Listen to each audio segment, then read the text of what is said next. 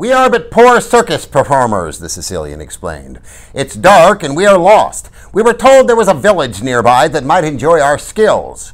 "You were misinformed," Buttercup told him. "There is no one, not for many miles." "Then there will be no one to hear you scream," the Sicilian said, and he jumped with frightening agility toward her face. That was all Buttercup remembered. Perhaps she did scream, but if she did, it was more from terror than anything else, because certainly there was no pain. His hands expertly touched places on her neck, and unconsciousness came. She awoke to the sound of lapping water. She was wrapped in a blanket, and the giant Turk was putting her in the bottom of a boat. For a moment she was about to talk, but then they began talking, and she thought it was better to listen. And after she had listened for a moment, it got harder and harder to hear because of the terrible pounding of her heart. "I think you should kill her now," the Turk said.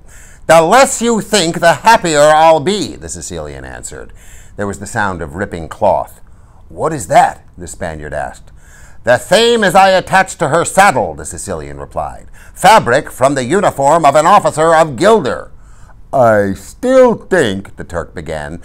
"She must be found dead on the Gilder frontier, or we will all not be paid for the remainder of our fee. Is that clear enough for you?" "I just feel better when I know what's going on, that's all," the Turk mumbled. "People are always thinking I'm so stupid because I'm big and strong, and I sometimes drool a little when I get excited." "The reason people think you're so stupid," the Sicilian said, "is because you are so stupid. It has nothing to do with your drooling." There came a sound of a flapping of a sail. "Watch your heads," the Spaniard cautioned, and the boat was moving. "The people of Florin will not take her death well, I shouldn't think. She has become beloved."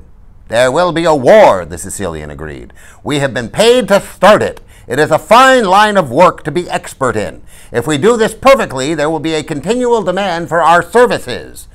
"Well, I don't like it all that much," the Spaniard said. "Frankly, I wish you had refused." "The offer was too high." "I don't like killing a girl," the Spaniard said. "God does it all the time. It doesn't bother him. Why let it worry you?" Through all this, Buttercup had not moved. The Spaniard said, "Let's just tell her we're taking her away for ransom." The Turk agreed. "She's so beautiful, and she'd go all crazy if she knew." "She knows already," the Sicilian said. "She's been awake for every word of this." Buttercup lay under the blanket, not moving. How could he have known that, she wondered. "How can you be sure?" the Spaniard asked. "The Sicilian senses all," the Sicilian said. Conceited, Buttercup thought. "Yes, very conceited," the Sicilian said. He must be a mind reader, Buttercup thought. "Are you giving it full sail?" the Sicilian asked. "As much as is safe," the Spaniard answered from the tiller. "We have an hour on them, so no risks yet. It will take her horse perhaps 27 minutes to reach the castle, a few minutes more for them to figure out what happened, and since we left an obvious trail, they should be after us within an hour. We should reach the cliffs in 15 minutes more, and with any luck at all, the Gilder frontier at dawn, when she dies.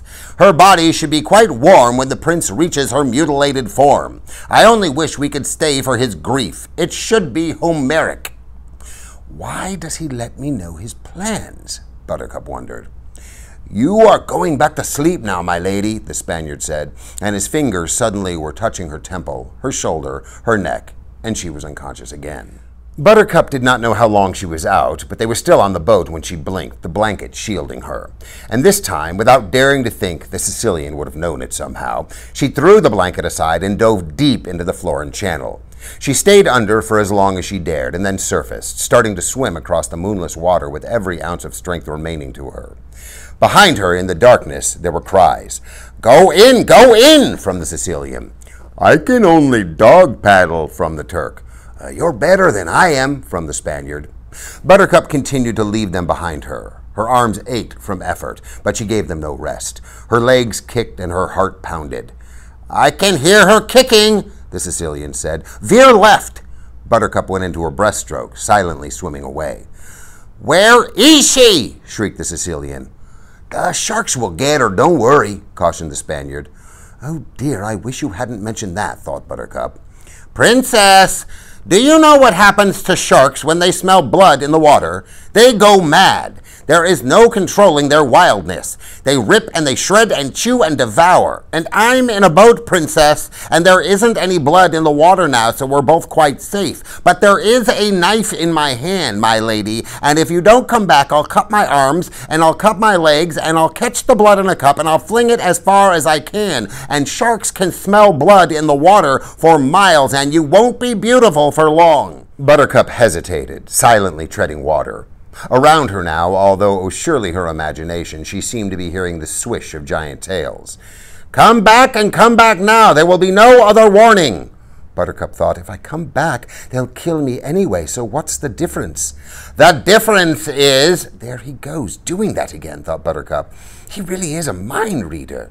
If you come back now, I give you my word as a gentleman and assassin that you will die totally without pain. I assure you, you will get no such promise from the sharks.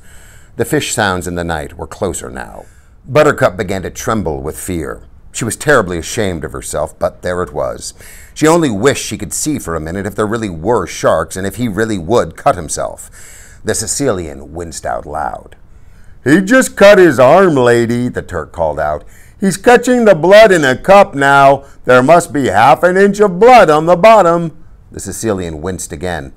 He cut his leg this time, the Turk went on. The cup's getting full. I don't believe them, Buttercup thought. There are no sharks in the water, and there is no blood in his cup. My arm is back to throw, the Sicilian said. Call out your location or not, the choice is yours. I'm not making a peep, Buttercup decided. Farewell, from the Sicilian. There was the splashing sound of liquid landing on liquid. Then there came a pause. Then the sharks went mad. She does not get eaten by the sharks at this time, my father told me. I looked up at him. What? Well, you look like you were getting too involved and bothered, so I thought I would let you relax. Oh, for Pete's sake, I said. You'd think I was a baby or something. What kind of stuff is that? I really sounded put out. I'll tell you the truth, though. I was getting a little too involved, and I was glad he told me. I mean, when you're a kid, you don't think, well, since the book's called The Princess Bride, and since we're barely into it, obviously the author's not about to make shark kibble of his leading lady. You get hooked on things when you're a youngster. So, to any youngsters listening, I'll simply repeat my father's words since they worked to soothe me. She does not get eaten by the sharks at this time. Then the sharks went mad. All around her, Buttercup could hear them beeping and screaming and thrashing their mighty tails. Nothing can save me, Buttercup realized. I'm a dead cookie. Fortunately for all concerned, save the sharks, it was around this time that the moon came out. There she is, shouted the Sicilian. And like lightning, the Spaniard turned to the boat, and as the boat drew close, the Turk reached out a giant arm, and then she was back in the safety of her murderers, while all around them the sharks bumped each other in wild frustration. Keep her warm, the Spaniard said from the tiller, tossing his cloak to the Turk. Don't catch cold, the Turk said, wrapping Buttercup into the cloak's folds. It doesn't seem to matter all that much, she answered, seeing as you're killing me at dawn. He'll do the actual work, the Turk said, indicating the Sicilian, who was wrapping cloth around his wrists. We'll just hold you. Hold your stupid tongue, the Sicilian commanded. The Turk immediately hushed. I don't think he's so stupid, Buttercup said, and I don't think you're so smart either, with all your throwing blood in the water. That's not what I would call grade A thinking. It worked, didn't it? You're back, aren't you? The Sicilian crossed toward her. Once women are sufficiently frightened, they'll scream. But I didn't scream. The moon came out, answered Buttercup, somewhat triumphantly.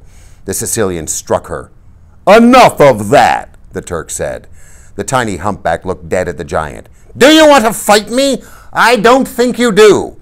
No, sir, the Turk mumbled. No, but don't use force, please. Force is mine. Strike me if you feel the need. I won't care. The Sicilian returned to the other side of the boat. She would have screamed, he said. She was about to cry out. My plan was ideal, as all my plans are ideal. It was the moon's ill timing that robbed me of perfection. He scowled unforgivingly at the yellow wedge above them. Then he stared straight ahead. There, the Sicilian pointed, the cliffs of insanity. And there they were, rising straight and sheer from the water, 1,000 feet into the night. They provided the most direct route between Florin and Gilder, but no one ever used them, sailing instead the long way, many miles around. Not that the cliffs were impossible to scale. 2 men were known to have climbed them in the last century alone. "Sail straight for the steepest part," the Sicilian commanded. The Spaniard said, "I was." Buttercup did not understand. Going up the cliffs could hardly be done, she thought, and no one had ever mentioned secret passages through them. Yet here they were, sailing closer and closer to the mighty rocks, now surely less than a quarter-mile away. For the first time, the Sicilian allowed himself a smile. "All is well. I was afraid your little jaunt in the water was going to cost me too much time. I had allowed an hour of safety. There must still be 50 minutes of it left. We're miles ahead of anybody, and safe, safe, safe." No one could be following you?" the Spaniard asked. "No one," the Sicilian assured him. "It would be inconceivable." "Absolutely inconceivable?" "Absolutely, totally, and in all other ways inconceivable," the Sicilian reassured him. "Why do you ask?" No reason," the Spaniard replied. "It is only that I happened to look back and there's something there." They all whirled. Something was indeed there. Less than a mile behind them, across the moonlight, was another sailing boat, small, painted what looked like black, with a giant sail that billowed black in the night, and a single man at the tiller. A man in black.